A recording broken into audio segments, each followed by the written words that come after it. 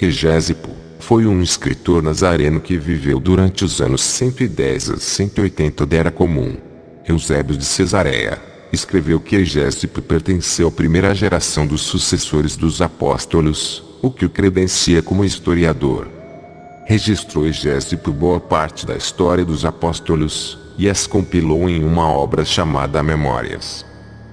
Eusébio de Cesareia viveu por volta de 263 a 340 da Era Comum. Citou alguns trechos do Tratado de Egésipo, que ainda não havia desaparecido, cabendo advertir que algumas palavras usadas na obra Memórias pelo fato de terem sido citadas por Eusébio, são de cunho cristão, da época em que o cristianismo estava totalmente já separado do judaísmo.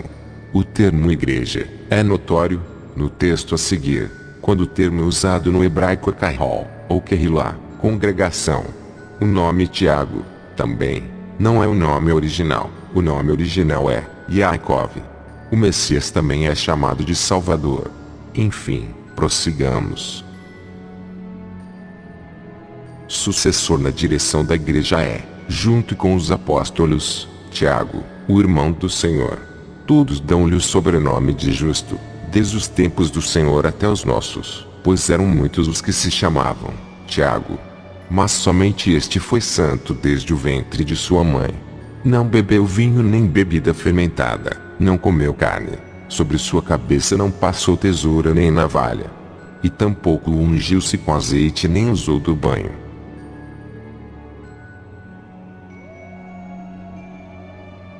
Percebe-se que, após a morte de Yeshua, a liderança dos apóstolos contou com a participação de Yaakov, Tiago, irmão do Messias.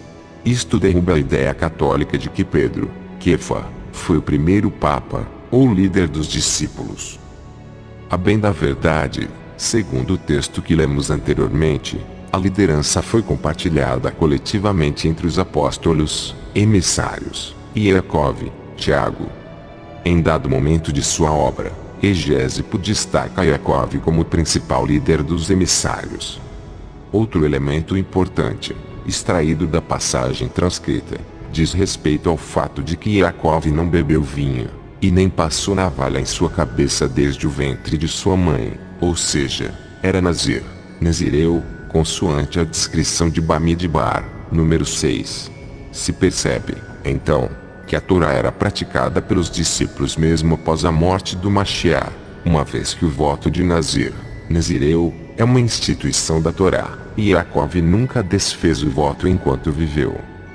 Egésipo narra que muitas autoridades judaicas creram que Yeshua era o Mashiach, enquanto seus opositores temeram, dizendo: todo o povo corre perigo ao esperar o Cristo em Jesus. Isto demonstra que um número considerável de judeus aceitou o testemunho do Mashiach, o que é confirmado pelos Ketuvim Netzarim, escritos nazarenos.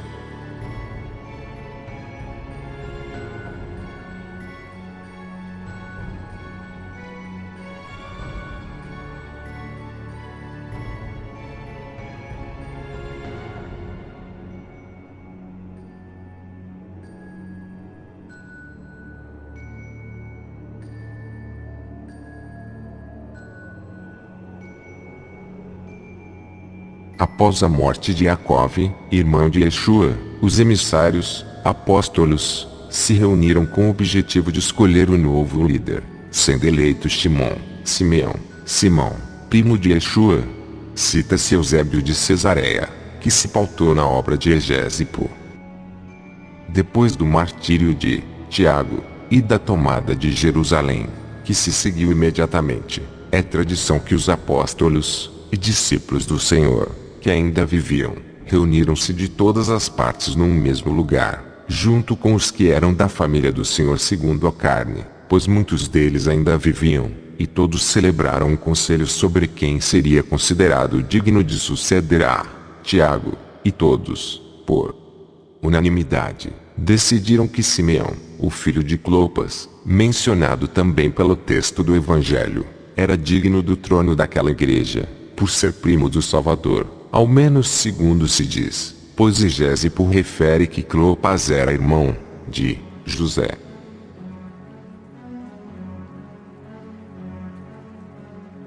A escolha de Shimon ocorreu após a tomada de Jerusalém, ou seja, depois do ano 70 da Era Comum. Evidencia-se que até então a liderança permanecia na mão de judeus. Yaakov, que era irmão de Yeshua, foi sucedido por Shimon, seu próprio primo, e também primo de Yeshua.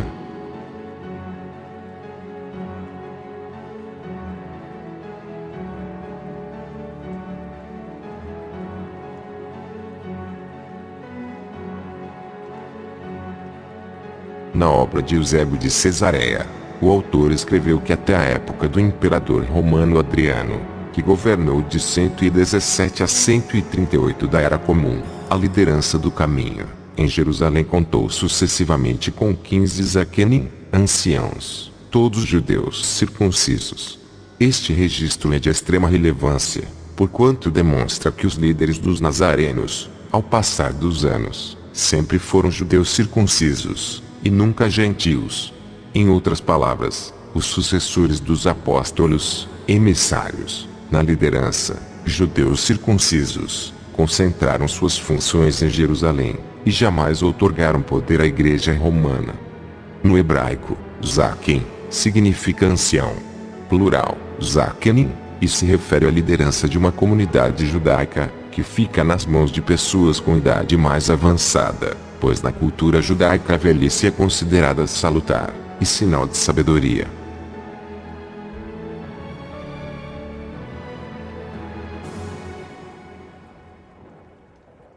No Novo Testamento, entre aspas, em grego, foi usada a palavra episcopos, bispo, no lugar de zaken, assumindo o significado de um cargo eclesiástico. Não obstante, à luz do pensamento judaico, zaken, ancião, não indica um cargo, mas sim uma função.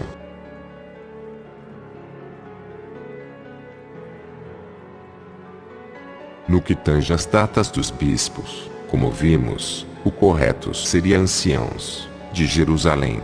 Nada encontrei conservado por escrito, porque, na verdade, uma tradição afirma que tiveram vida muito breve. Do que foi deixado por escrito, consegui tirar a limpo isto, que até o assédio dos judeus, nos tempos de Adriano, houve uma sucessão de bispos em número de 15, e dizem que desde a origem todos eram hebreus, que haviam aceitado sinceramente o conhecimento de Cristo, tanto que aqueles que estavam capacitados a julgá-los consideraram-nos até dignos do cargo de bispos. Naquele tempo, efetivamente, a igreja era toda composta por fiéis hebreus, desde os apóstolos até o assédio dos que então restavam, quando os judeus, novamente separados dos romanos, foram vítimas de grandes guerras. Portanto, como quer que tenham terminado os bispos procedentes da circuncisão naquele momento, talvez seja necessário agora dar sua lista desde o primeiro. O primeiro, pois, foi Tiago, o chamado irmão do Senhor. Depois dele o segundo foi Simeão, o terceiro, Justo. O quarto, Zaqueu. O quinto, Tobias. O sexto, Benjamim. O sétimo, João. O oitavo, Matias. O nono, Felipe. O décimo, Sêneca. O 11º, Justo. O 12º, Levi. O 13º, Efrem. José. O 14º e, depois de todos, o 15º, Judas. Estes foram os bispos da cidade de Jerusalém, desde os apóstolos até o tempo de que estamos falando, e todos oriundos da circuncisão.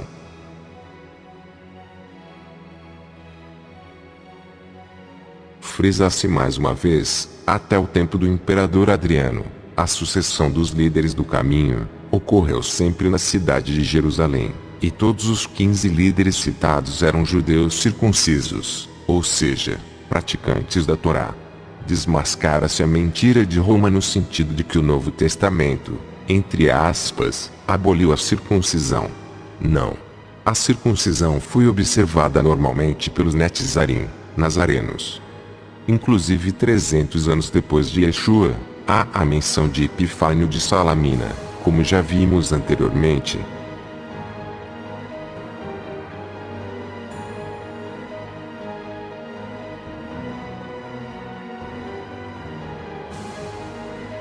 Vale observar que a lista dos 15 Zaquenim, anciãos circuncisos, é totalmente diferente da lista de sucessão apostólica, criada pela Igreja Católica. Esta instituição afirma que o primeiro Papa foi Pedro, e que este transmitiu o cargo a seu sucessor e que, geração após geração, a transmissão da autoridade eclesiástica, perdurando até os dias de hoje. Então, para o catolicismo romano, o atual Papa é sucessor de Pedro. Porém, a sucessão da liderança jamais saiu de Jerusalém para Roma, e Kefa, Pedro, não foi o primeiro líder, muito menos o primeiro Papa, expressão que não existe na Bíblia, e é fruto da invenção humana. E Yeshua não fundou a instituição denominada Igreja. São ensinos falsos propagados pela Igreja que fora da Igreja não há salvação. Que JC fundou a Igreja. Pedro foi o primeiro Papa ou líder.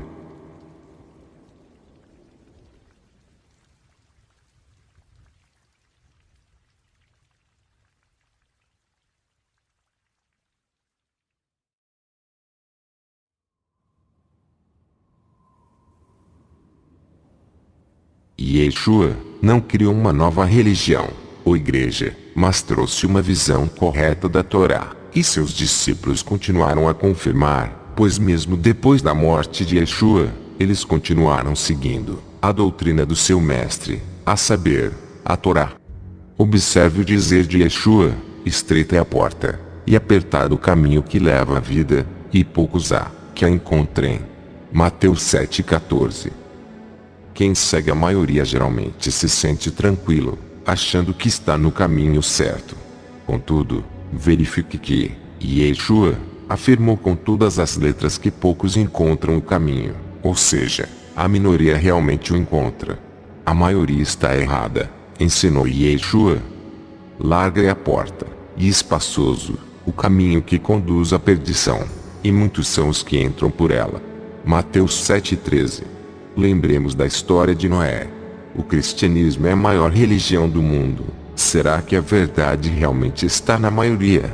A Trindade está na maioria das religiões também. Vamos dar a última estudada nessa nefasta doutrina que foi aplicada pelo catolicismo. Observemos apenas alguns trechos do conhecido como Credo Atanásio. Apenas alguns. Primeiramente, para não te contaminar com tanta idolatria. E segundo, para que vejamos que são conceitos inexistentes na Bíblia. Os 3 primeiros pontos: atrela a salvação à religião católica, e ainda mostra que seu Deus tem 3 cabeças, isto é, uma trindade. Agora me diga onde tem isso nas Escrituras.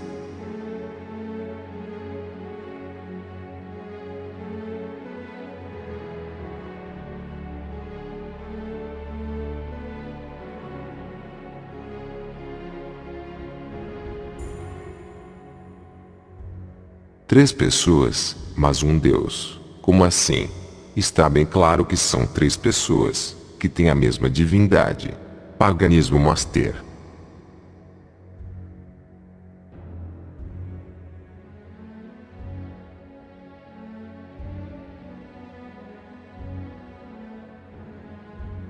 Novamente a afirmação que quem não abraçar a idolatria católica está condenado, entre aspas.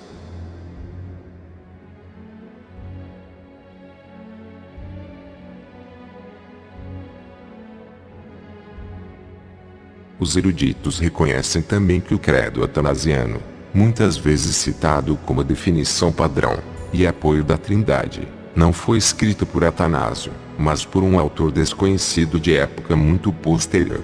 DeMille, Enciclopédia Britânica, comenta: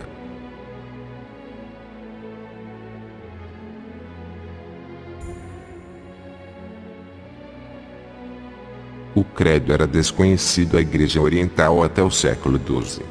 Desde o século XVII, os peritos em geral têm concordado que o credo atanasiano não foi escrito por Atanásio, falecido em 373, mas que, provavelmente, foi elaborado no sul da França durante o V século. O credo parece ter tido influência primariamente no sul da França, e na Espanha no VI e VII séculos. Foi usado na liturgia da Igreja na Alemanha no IX século, e um pouco mais tarde em Roma. A doutrina da Trindade teve seu desenvolvimento vagaroso durante um período de séculos. As ideias trinitárias de filósofos gregos tais como Platão, que viveu alguns séculos antes de Yeshua, introduziram-se aos poucos nos ensinos eclesiásticos. Conforme diz D. Church of the First 3 Centuries, afirmamos que a doutrina da Trindade foi formada de maneira gradual e comparativamente tardia, que teve sua origem numa fonte inteiramente estranha das escrituras judaicas e cristãs, que ela cresceu e foi enxertada no cristianismo pelas mãos de pais platônicos, que no tempo de Justino, e por muito tempo depois, a natureza distinta e a inferioridade do Filho eram ensinadas universalmente, e que o único primeiro esboço vago da Trindade passara então a se tornar visível. Tríades, ou trindades, eram comuns na Suméria, em Babilônia, na Índia, e no Egito antes de Platão. E os esforços dos eclesiásticos, de atrair os que não tinham essa visão para o mundo romano, levaram à gradual incorporação no cristianismo de algumas dessas ideias. Isto levou aos poucos à aceitação da crença de que o JC e o Espírito Santo cristão eram iguais ao Pai. Mesmo a palavra Trindade só foi aceita aos poucos. Foi na última parte do segundo século que Teófilo, bispo de Antioquia, na Síria, escreveu em grego e introduziu a palavra trias, que significa tríade ou trindade. Daí, o escritor latino Tertuliano, de Cartago, no norte da África, introduziu nos seus escritos a palavra trinitas, que significa trindade. Nenhuma dessas expressões é bíblica. Mas a palavra trindade, baseada em conceitos pagãos, introduziu-se na literatura das igrejas, e após o quarto século tornou-se mais aceita em seus dogmas. Portanto, o caso não era de eruditos terem examinado cabalmente a Bíblia para ver se essa doutrina era ensinada nela. Antes, essa doutrina foi determinada na maior parte pela política secular e eclesiástica. No livro De Christian Tradition, a tradição cristã, o autor Yaroslav Pelikan traz a atenção os fatores não teológicos do debate, muitos dos quais pareciam vez após vez estar prontos para determinar o resultado, apenas para serem anulados por outras forças de igual importância. As doutrinas muitas vezes pareciam ser as vítimas, ou o produto, de política eclesiástica, e de conflitos de personalidade. E Wash Barney Hopkins, professor da Universidade de Yale, expressou isso do seguinte modo: a derradeira definição ortodoxa da Trindade na maior parte era uma questão de política eclesiástica. A doutrina da Trindade que é uma heresia e uma blasfêmia, em comparação com o ensino bíblico simples de que Deus é um, e não tem nenhum ser que se compare com ele, conforme Deus diz pela boca do profeta.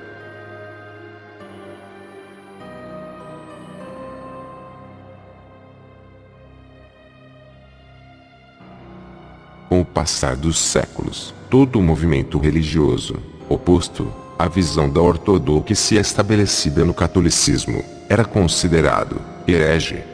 Assim, tal doutrina estabelecida era condenada como heresia, e passava a sofrer perseguições.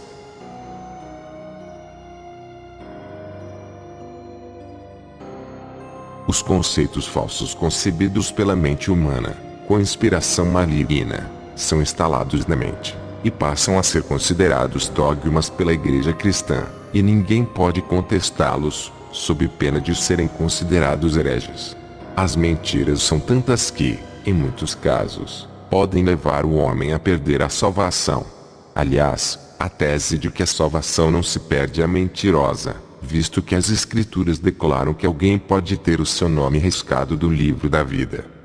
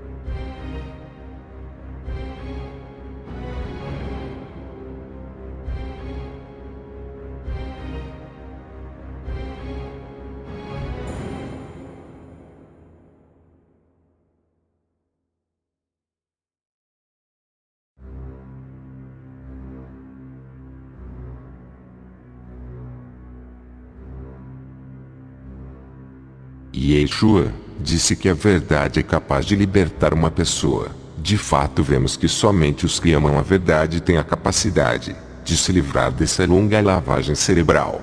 Porém, após praticar a Torá, é que consegui entender mais profundamente a unidade do Eterno e ter minha visão aberta.